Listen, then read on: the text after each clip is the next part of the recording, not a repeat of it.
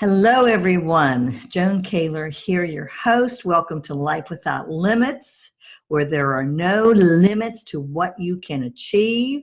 My purpose is to help motivate you, help inspire you, and definitely help you to relax and go into your Zen place. So I do all three of those with my guests. Today's guest is the epitome of helping mothers and families relax to go into their Zen place with my favorite topic, emotional freedom techniques. And if there's anybody who has not heard of emotional freedom techniques by this time, we will give you a brief description, but it's not just my thing, but it is the coolest thing in the universe. Yes, I'm biased for helping people with stress, with trauma, with eating problems, you name it. If it's a human condition, emotional freedom techniques can help. So without further ado, I want to introduce my guest. Laura Lamont is a certified and accredited advanced emotional freedom techniques practitioner through EFT International. She is also certified in Matrix Reimprinting, which is also totally cool. That's EFT on steroids. And she has just completed level 2 trauma training. Lori guides and inspires women to claim their power through EFT classes, workshops, motivational speeches, videos, and sessions. On her EFT journey, Lori has become competent at helping women to really get unstuck, whether it is through weight loss, increased finances, or improved relationships. And here is her real credibility. Lori has 4 children. If that doesn't give her credibility, I don't know what does. So being a mother of 4, married, and a business owner, Lori understands what it's like to be pulled in too many directions. Lori has learned how to use EFT to her advantage, how to balance life, and how to live life to the fullest. Lori has naturally become known for her work with mothers, teaching them the power behind their energy, thoughts, and emotions. Lori teaches moms how to use EFT to have a positive impact on their children and more harmony in the home. Is that not cool or what? So without further ado, Lori Lamont, welcome into Life Without Limits. Thank you for joining us. Thank you so much for having me. It's a real honor. Thank you. Oh, thank you. You're so sweet. Well, this is my thing, in addition to EFT, is to help shine the light on EFT experts. Because along with there are no limits to what you can achieve, EFT helps you get there. Absolutely. Right? Absolutely. And today's topic, we're going to do, my new favorite thing is we're going to do a 3-parter.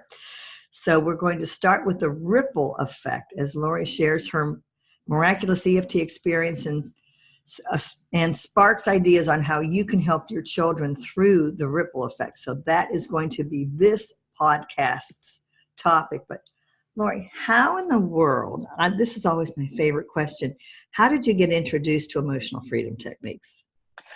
Well, I stumbled upon the book that was written by Pamela Bruner and Jack Canfield.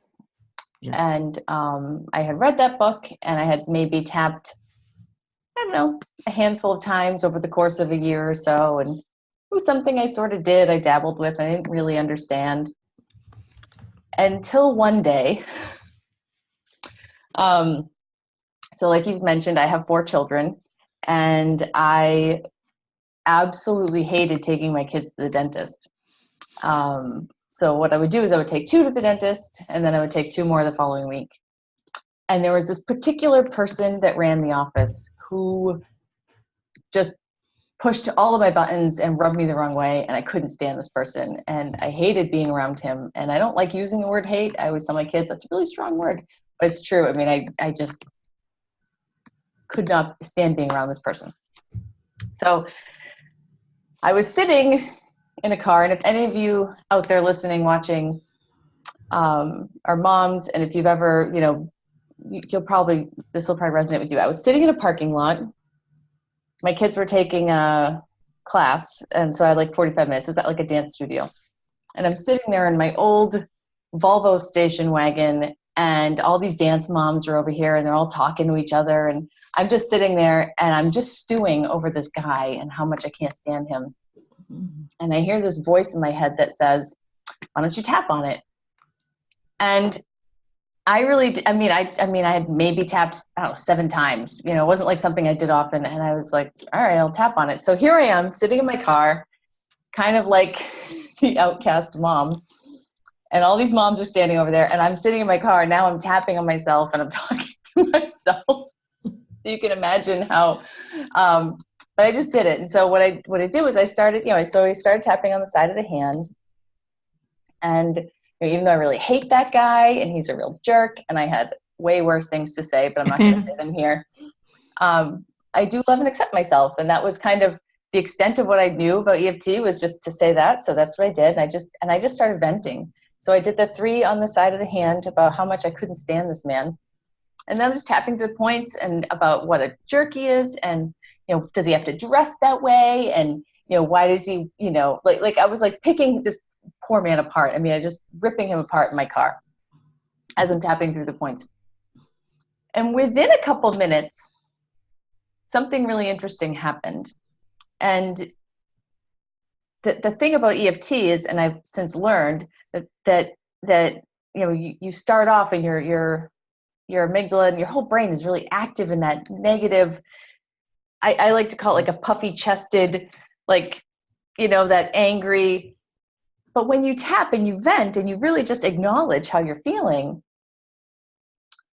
your brain allows you to use all of your brain, because up until then, your amygdala had kind of shut down all those parts of my brain, that all those compassion and reasoning and all those wonderful parts of my brain. Mm-hmm. So as I'm tapping along and I'm venting and I'm saying all these terrible things about this man in the car, all of a sudden I got this voice again that said, actually, every time you step foot in that dentist office, you are the worst version of yourself that you could possibly ever be. So that was my brain no longer hijacking and no longer controlling and closing off all those positive parts of the brain. All of a sudden, I could use my full brain and I could see it from a perspective that I had never seen myself, because, 8-10 years I was walking in that dentist office and that guy, I hated him. So I'm tapping along. So yeah, I am the worst version of myself, and he's smiling at me and he's trying his hardest to be nice to me. And I'm kind of a real jerk every time I step foot in there. So so I'm starting to have a shift, which is wonderful. But then almost immediately that negative part kicks back in and says, well, why does it cost so much money?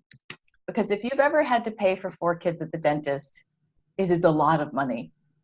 And so yeah, why does it cost so much money? So really, I'm just tapping in my car and just venting along, and I'm tapping, and does he need to wear gold jewelry, and do they need marble countertops? And I'm getting completely unreal, but this is what my subconscious is thinking, right? Mm-hmm.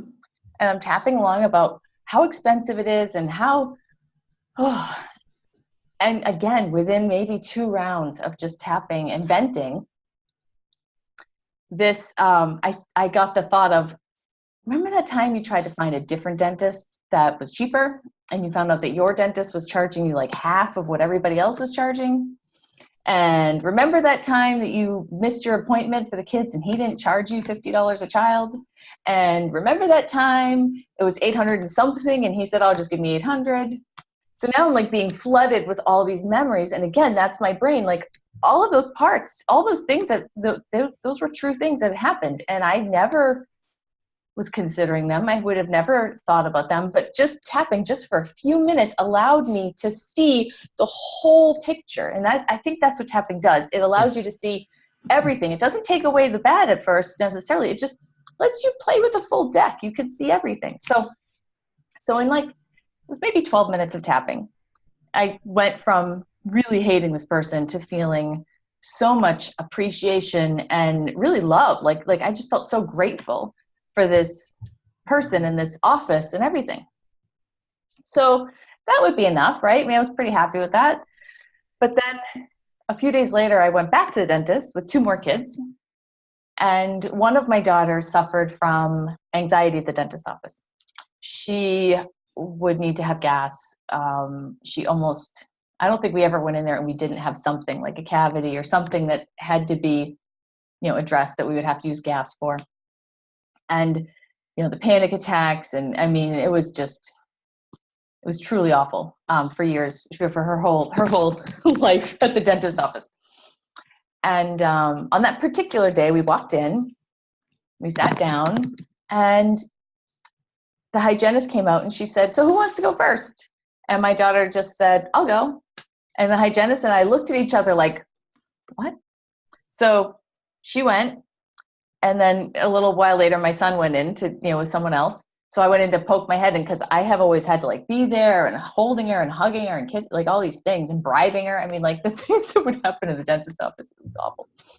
So I go in to check in on her, and the hygienist was like, "Do you think we could take pictures of your teeth?" And my daughter just said, "Yeah." So they did the x-rays, and they had never gotten x-rays before. They had never, because that would mean like sitting there, coherently. And so they got x-rays, and honest to goodness, the hygienist like leapt, they had to go out of the room and flip the switch. Mm-hmm. She like went like this, like she was just so happy. And at that moment, it occurred to me, I'm sure she saw my daughter's name on the schedule and was like, "Oh, I hope I don't get her." Because do you know what I mean? Like from that perspective, I'm sure that's what happened. And then when she picked her, she was like, probably like, "Oh, great." So you could just feel the relief from this woman. So then the dentist came in and said, "Well, you have a cavity. You have to make an appointment with a pediatric dentist because, the gas." And my daughter said, "You could just fill it." And the dentist literally looked at me, and she didn't sound the words, but she mouthed them to me. She said, "I'm not working on her mouth," because she had so many problems in the past with her. Lori, how old was your daughter at that time? Well, she's a teenager now, so I would say 8. Okay. Yeah. So I mean, it had been, and you start going to the dentist at 3, so it had been a good number of years that we had problems. Wow. Keep going. Sorry to interrupt. So, no, it's okay. And so then here we are. So the dentist came at her with that giant Novocaine needle. It was like a foot long. Let her do it, and she just let the whole thing happen. There was no there was nothing. There was no, and afterwards there was no like, "Oh, can I get a treat?" Like it wasn't even like she was like holding out, hoping to get like a doll or something. There was nothing. And so then I wanted to, obviously learn more, like what just happened. And I managed to get into a training almost right away for EFT. And then of course I learned that a lot of this comes from our childhood and all these good things. So I was trying to figure out what was it with me in my childhood, because I loved going to the dentist. I was trying to figure out if I had like passed some belief onto my daughter or something. Mm-hmm. So I'm the oldest of 4. And when I would be sitting there in the dentist office, so we would all go and we'd all get our cleanings done. And then my mom would have her cleaning, and I'd sit in the office in the waiting room with all my siblings. We'd do puzzles or whatever. And my mom would get her teeth cleaned, and then she'd come out. And I can't feel it anymore because I've since tapped on it. But originally when I was thinking about it and sitting in that chair and looking over to my mom coming out and having her schedule the next appointment and writing a check, and I could feel like head to toe, full blown anxiety. I could just feel that tension that she was feeling with writing that check, because it's a lot of money paying for 5 people at the dentist, in the 70s and 80s. And it was a big sacrifice. And so what I understood afterwards was that I took on this belief. My brain stored it. That's not safe. Writing a check for all these kids at the dentist is not safe. Okay. So I didn't have a problem with the dentist until I'm writing a check for kids at the dentist office. All of a sudden, that guy becomes a you-know-what. Okay. And I hate him, and I'm being threatened. And it's amazing to me. So there's this ripple effect, right? So every time we stepped foot in that dentist office, on an energetic level, I was vibrating out danger, alert, threat. I'm pumping out all of these vibrations.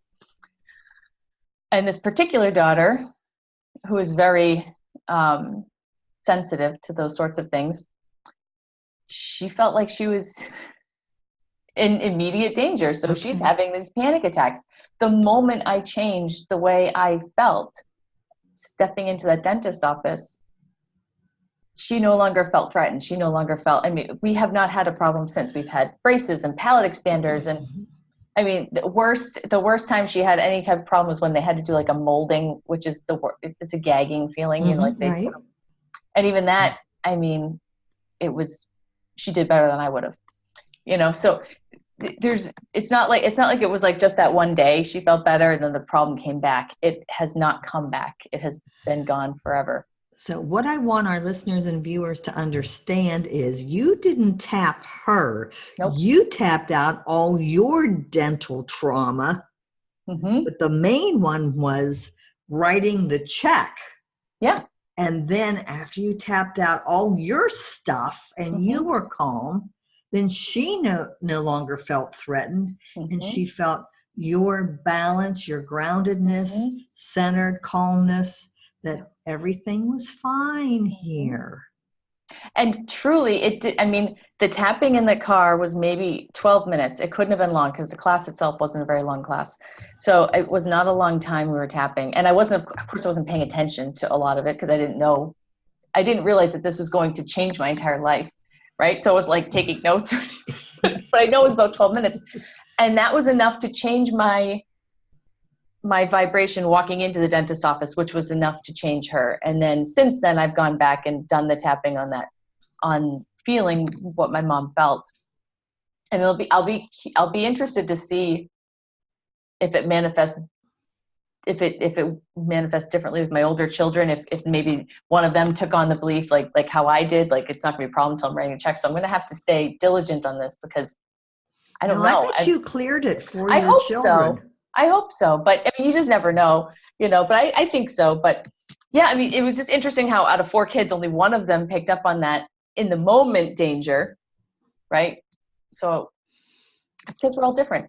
But what I like to teach moms is that we are capable of doing so much in just a small amount of time. We don't, you know, it doesn't have to be too arduous or anything. By just following your instincts. And when you hear that voice say, maybe you should tap on this, tap on it. Tap on it. So yes. Because I really think that's my brain was at that moment ready to finally process this, you know, and that's when you get that voice that says, maybe you should tap on this, or maybe you should meditate. Or I feel like when that voice tells us to do something, it's so important to listen to it. And don't think for any reason that you're being weird, because guaranteed there's somebody in the next car or 4 cars down and they're tapping too, because in our world, the world that Lori and I live, our goal is that everybody learns EFT and taps. What a wonderful world it will be. Yes. Everybody taps out all their stress, fears, traumas, hesitations, limiting beliefs, the list goes on. It really does. But just, you know, so what I like to give parents as a takeaway is, you know, take a look at that random person that's pushing your buttons, you know, and take a look at how you feel about that person, and just take a little time and tap on it and just kind of see. What I've seen for myself as a parent and for my clients is just by the parent tapping, whether it's coming to do a session with tapping or tapping on their own, they always see a result in one way or another throughout their house. Yes. Because as parents, we're kind of like, I mean, we're this energetic, I mean, they're connected to us. They're always connected to us, but I think the younger they are, the thicker that connection is, and they're feeling it. Yep. And you govern that energy throughout the house. I could so relate, because when people call me up for an appointment and they say, oh, my child's experiencing anxiety, I'm thinking, what anxiety are you experiencing? Right. Because your children are the barometer of what's happening in your home. Yes. Yes. Exactly. And then oftentimes they don't want to hear it. It's fix my child, where I say, well, you come in first. Right. Because I want to help you be calm, so then your children can also be calm. I'm going to do family counseling, not just help your son or daughter, but we're going to do family counseling to help everybody relax. Right. And then you can support your child when they are tapping. Exactly. If you know how to tap, and then you're capable of really helping them. What an amazing story.